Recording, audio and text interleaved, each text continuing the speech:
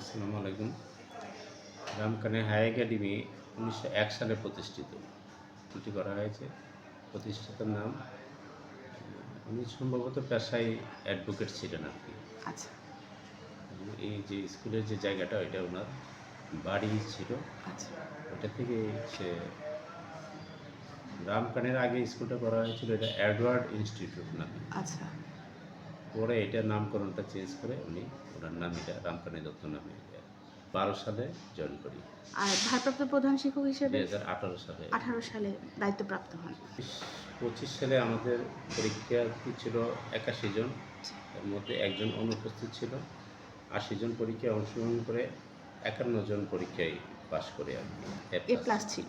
Sir, এটা কি অন্যান্য বছরের তুলনায় কি ভালো ছিল নাকি অন্যান্য বছরের জন্য একটু খারাপ ছিল। খারাপ ছিল? 26 সালে আমাদের 112 জন পরীক্ষায় অংশগ্রহণ করবে। আমরা নিয়মিত ক্লাস পরিচালনা করছি, অভিভাবকদের সাথে পরামর্শ করছি বিভিন্ন বিষয় নিয়ে যে পড়ালেখার মান উন্নয়নে কী করা যায়।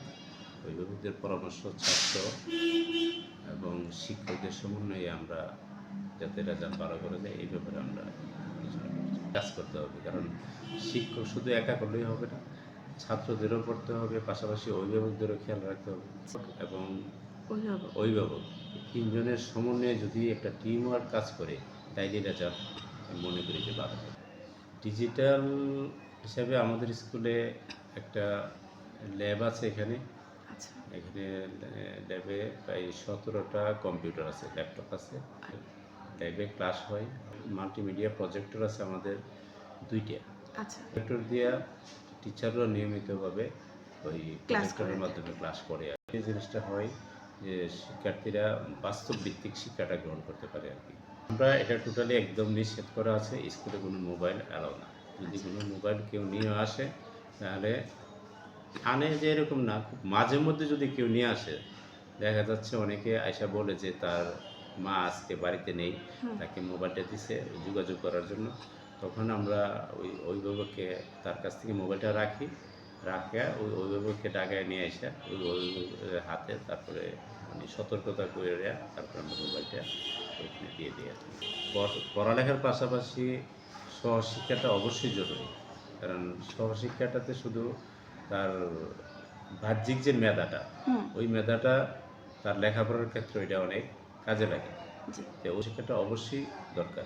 আমরা তো টিচাররা ক্লাস হয় এগুলো আলোচনা করে, এরপরে আমরা ওই যখন অভিভাবক সমাবেশ করি তখনও আমরা এই বিষয়ে ছেলে মেয়েদেরকে মাদক বিষয়ে মানে তার কুফল সম্পর্কে আমরা বলি। আর বাল্যবিবাহটাও আমরা যদি জানি যে কোনো বাল্যবিবাহ হচ্ছে, তাহলে আমরা প্রশাসনিকভাবে এটা প্রশাসনিক সহযোগিতা নেই। এই ব্যবস্থা আমরা এক্সট্রা ক্লাসও দেখা যাচ্ছে অনেক সময় ছেলে মেয়েরা আগ্রহ থাকে না, এই জন্য আমরা এটা কতটুকু দরকার আপনি মনে করছেন এটা এক্সট্রা ক্লাস?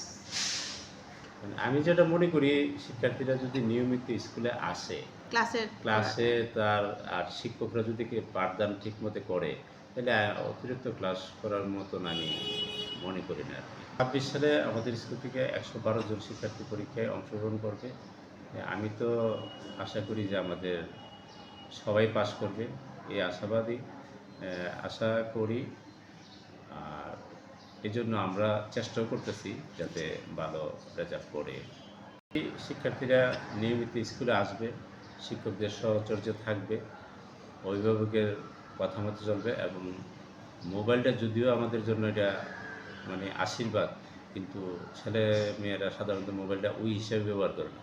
তাই আমি মনে করবো যে পরীক্ষা পর্যন্ত যদিও বাড়িতে মোবাইল ব্যবহার করে, কিন্তু মোবাইলটা যেন একদমই অফ রাখে। অনেক ধন্যবাদ।